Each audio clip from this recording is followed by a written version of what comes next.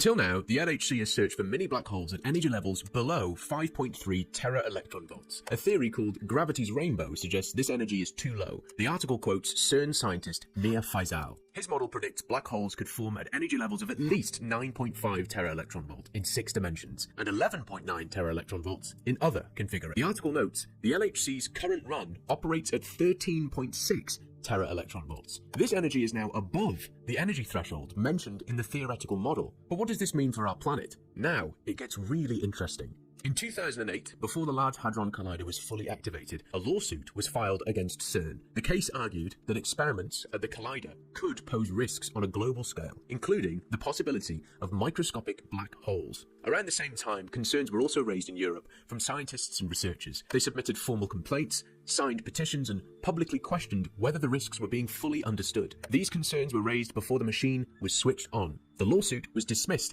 after the court ruled it had no jurisdiction over CERN. CERN does not operate under the laws of a single country. It was created by international treaty and is governed collectively by its member states. Because of this status, national courts do not automatically have authority over it. This is called limited jurisdiction. Legal oversight does not come from one court or one country. It is spread across international agreements and political coordination between states. Decisions are reviewed at a collective level rather than enforced by a single legal system. Think about that for a second. A machine built to push the boundaries of reality, operating beyond the reach of any national law. That alone raises questions. Who oversees this? Who is ultimately accountable? Many people have discussed the possibility of CERN opening black holes or portals. This idea has circulated for years. Sergio Bertolucci, who served as CERN's director for research and scientific computing, made an interesting statement in 2009. He said the LHC could discover things we cannot imagine. It could find an extra dimension. He described it as a door. He stated, out of this door might come something, or we might send something through it. He explained the door would open for an incredibly short time. The duration is 10 to the negative 26 seconds. This is an extremely small number. During that instant, scientists could look through the door. They could take something out, or they could send something in. Bertolucci concluded by saying the door would then close. We would return to our normal world. He called it a major leap in understanding nature. He said it had no practical use at that time. So, we have these elements. The public speculation about portals and black holes, an official statement from 2009 describing the collider as a functional door, research into extra dimensions and quantum black holes, a legal system that cannot oversee the project. Now, the article moves into more disturbing details. It mentions a specific incident. It places it on July 13, 2016. A man described as a CERN physicist, Dr. Edward Mantill, was found dead in his office. The reported cause of death was a self-inflicted gunshot wound. The article says that Mantill had been researching a hidden code in the movement of neutrinos traveling between the Earth's north and south magnetic poles. A colleague describes his final days, saying Mantill had not slept for several days after stepping away from his research and isolating himself in his office. After missing several appointments, he was found in his office, dead. His research papers had been burned in a trash bin and his computer had been wiped clean, except for a single remaining text file. That file contained a message. Mantill wrote, "Our universe is but one page in a large book. Think of a closed book sitting on a table. You see each page stacked on top of one another, bound by the spine and sandwiched between the two covers. Our universe is but one page in a vast and all-encompassing book, and our page is certainly not the only one with rich, in-depth thought and writing committed to it. Every page in the book represents a different dimension, each with its own unique writing, own unique story, own unique way of isolating itself from the other pages. No page was to interact with the other, just as no ink bleeds from one page to another in a standard book. Each page is a universe unto itself." After laying all of this out, the journalist asks a direct question. Was Edward Mantill even real? She searched online for records, background information, and any trace of his work, but didn't find anything solid. There were no clear references, no history, no reliable profile connected to his name. I looked into it myself and couldn't find anything solid. Or maybe his digital traces vanished. Who knows? But didn't CERN help create the World Wide Web? The article closes by returning to Frank Jacob, who says that CERN is already generating energy explosions that affect the Earth's Schumann resonances. He points to the year 2029 as a key moment, saying the timetable appears to be accelerating. Interesting year, 2029, right next to the famous 2030, when everything is supposed to change, according to the World Economic Forum, based in Davos, not far from CERN.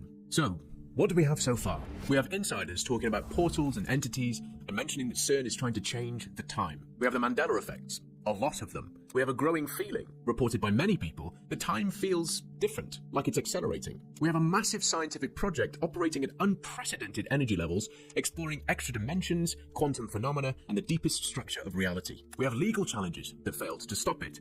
We have limited oversight spread across international agreements. We have unexplained stories, unanswered questions, and one name that appears briefly and then almost disappears. And finally, we have increasing public curiosity. Enough curiosity that CERN itself felt the need to respond. On their official website, there's an entire section dedicated to answering questions from the public. A full Q&A section addressing many of the same concerns we've just talked about. Let me show it to you. The last one is quite interesting. The first one, is the Large Hadron Collider dangerous? CERN says the LHC is safe. Their argument is that the energies involved are lower than those produced naturally by cosmic rays, which have struck Earth and other celestial bodies for billions of years without observable damage. What happened with LHC in 2015, and what does CERN plan to do in the future? They say the LHC restarted in June 2015 at the energy of 13 tera-electron volts. Collision activity was gradually increased later that year, followed by a scheduled technical stop. After a successful run in 2016, the collider resumed operations in 2017, entering a new data-taking phase. Future plans involve increasing beam intensity to produce more collisions and expand understanding of fundamental physics. Why is the Higgs boson referred to as the God? The explanation given is that the Higgs boson is a central part of the Standard Model and was observed only after the LHC became operational, decades after it was first proposed. The term God particle was coined by Leon Lederman in a 1993 popular science book as a publishing choice, not a scientific claim, and is generally disliked by physicists. Is CERN's aim to prove that God does not exist? They say no, and that their mission is scientific, not philosophical or theological. It describes itself as a multicultural collaboration focused on studying the fundamental structure of matter for the benefit of humanity. Why does CERN have a statue of Shiva? It is said that the statue is a diplomatic gift from India, symbolizing a metaphor between the cosmic dance in Hindu tradition and the movement of subatomic particles. It is presented as one of many artworks on site. What are the shapes in the CERN logo? Official explanations describe the logo as representing particle accelerators and beamlines. The design dates back to 1968 and reflects schematic elements of accelerator physics. You can see the original logo here. Will CERN open a door to another dimension? They say it won't.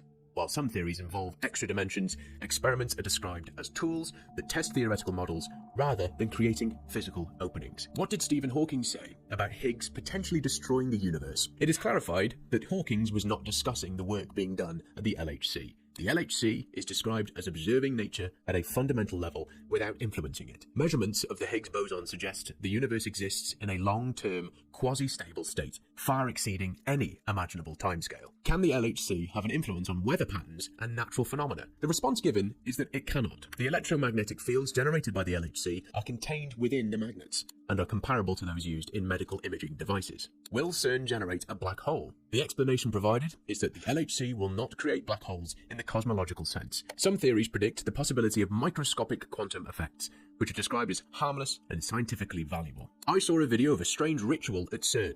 Is it real? They state, no.